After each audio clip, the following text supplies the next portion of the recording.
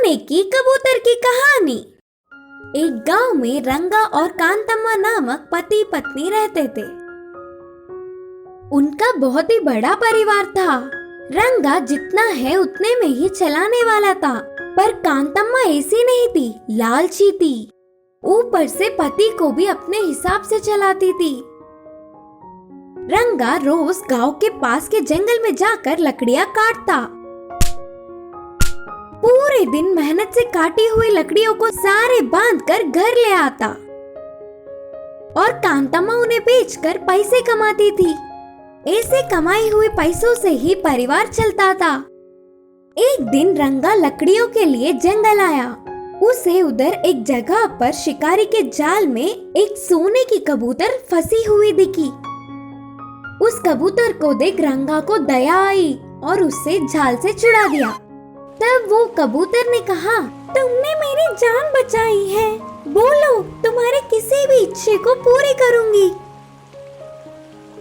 अच्छा, तो फिर मेरी पत्नी से पूछकर मांगूंगा। कबूतर से बोलकर तेजी से घर आया। अपनी पत्नी को सोने के कबूतर को बचाने से लेकर उसके वरदान तक पूरी बात बताई। हमें अच्छा भोजन खाए हुए बहुत दिन हो गए, तुम तुरंत जाकर तरह तरह के आहार मांगो। पत्नी के कहने पर रंगा जाकर अच्छा भोजन चाहिए करके मांगा। उसके इच्छा के अनुसार बहुत सारे तरह तरह के आहार कबूतर ने दिए। उस दिन दोनों पति पत्नी अच्छे से खाए। वह सोने की कबूतर कभी भी कुछ भी आकर मांग लो करके बोलने पर पत्नी के कहने पर रंगा एक बार जाकर अच्छे अच्छे कपड़े मांगा और फिर दूसरी बार जाकर एक बड़ी सी बंगला भी मांगा। ऐसे समय बीत गया। बंगले में रहने वाली कांतम्मा को पूरे घर को सोने और पैसों से भरने की इच्छा जागी। रंगा के पूछने पर सोना पैसे भी देखकर वह इच्छा भी पूर्ण किया। और थोड़े दिन बाद कांतम्मा को विचित्र इच्छा जागी।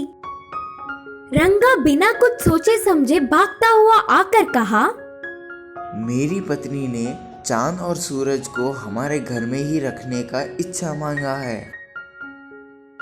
तब तक वह आशा से लालच में बदलने पर भी सारे इच्छाओं को पूर्ण करने वाली उस सोने के कबूतर को यह इच्छा सुनते ही बहुत गुस्सा आया।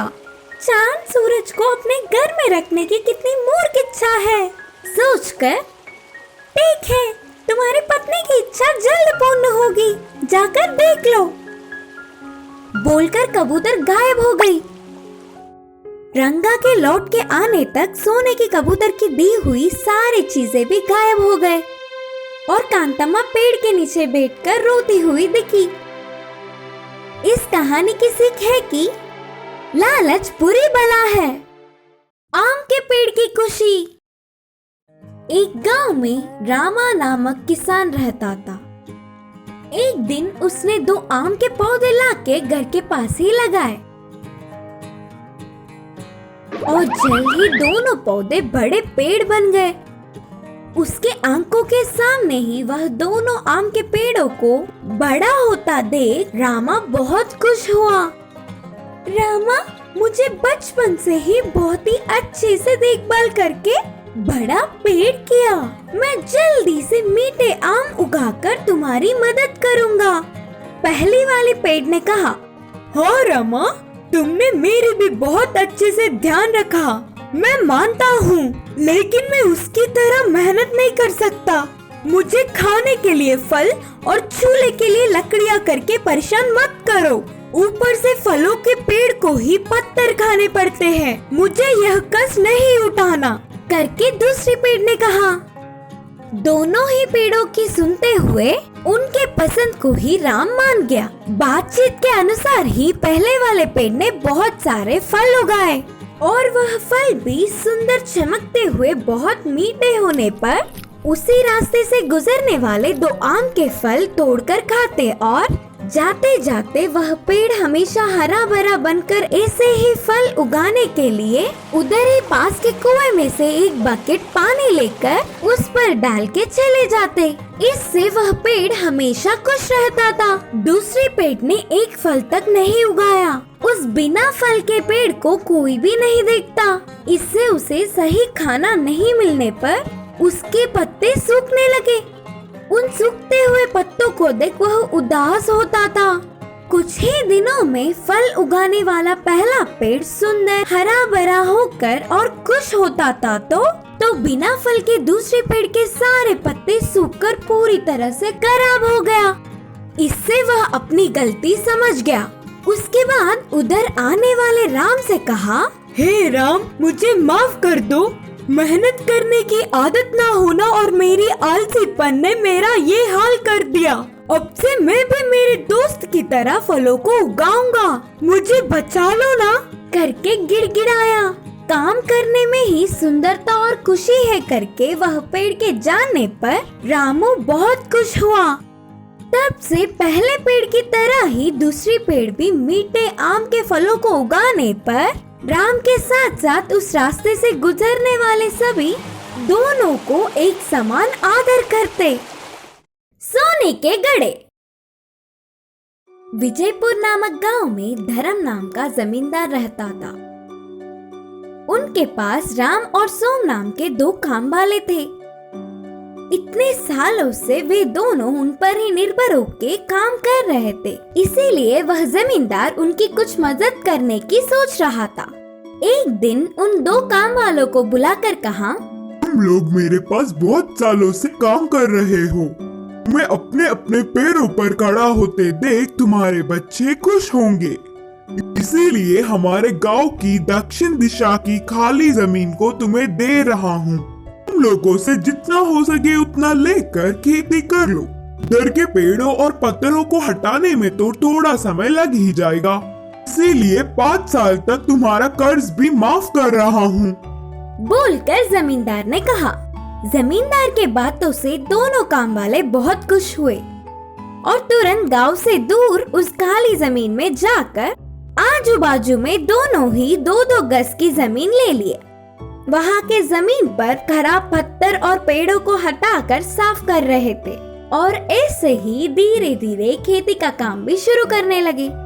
एक दिन राम अपने जमीन की खुदाई कर रहा था, तब अचानक उसे एक आवाज से उसके हल को कुछ लगा और उसे बाहर निकालने पर वह सोने के 2 घड़े थे। उनमें बहुत सारे सोने के जेवर भी थे। बाजू के खेत में काम कर रहे सोम को बुलाकर पूरी बात बताया। तब तुरंत सोम ने कुछ सोचकर कहा, अरे राम, हमारे इतने सालों का मेहनत का प्रतिफल अब मिल रहा है। इसे हम दोनों मिलकर बांट के खुशी जीवन बिताएंगे। उसके लिए राम नहीं माना और कहा, ऐसे क्यों बोल रहे हो सोम? ये जमीन जमींदार जी की है। इधर मेरी हर चीज पर उनका अधिकार है। ले जाकर उन्हें ही दे देंगे। पागल लगते हो। इन सोने के घड़ों के बारे में किसी भी नहीं पता, इसीलिए हम ही ले लेंगे, बोलकर सोम ने कहा। ठीक है, फिर आज रात तक सोच कर बताऊंगा, बोलकर उन्हें घर ले गया राम। राम पूरी रात बहुत सोचकर सुबह ही जमींदार के पास जाकर उन कीमती जेवरों को देकर खेत की ओर चल पड़ा। फिर राम को कोसता हुआ उसके जमीन में भी कुछ कीमती मिलेगा ही करके ध्यान से धीरे धीरे जगह जगह सोम ढूंढने लगा। उसकी सोच के मुताबिक ही दोनों सोने के घड़े उसे भी मिले और सोम की खुशी का हद ही नहीं रहा। बाजू के खेत के राम को यह बात पता ना चले, इसका ध्यान रखा और उन्हें घर ले जाकर छुपा दिया। वह पूरी रात सोम को नींद ही नहीं आई। अगले दिन सुबह ही बिना किसी को खबर पड़े शहर जाकर उन जेवरों को एक बड़े सेठ को दिखाकर और वह सेठ ने उन जेवरों की जांच करके नकली है बोलकर नक्की कर दिया। अब ना कुछ कर पाते हुए उदास होकर घर आ गया सोम। अगले दिन ही जमींदार ने अपने घर राम और सोम को बुलाया।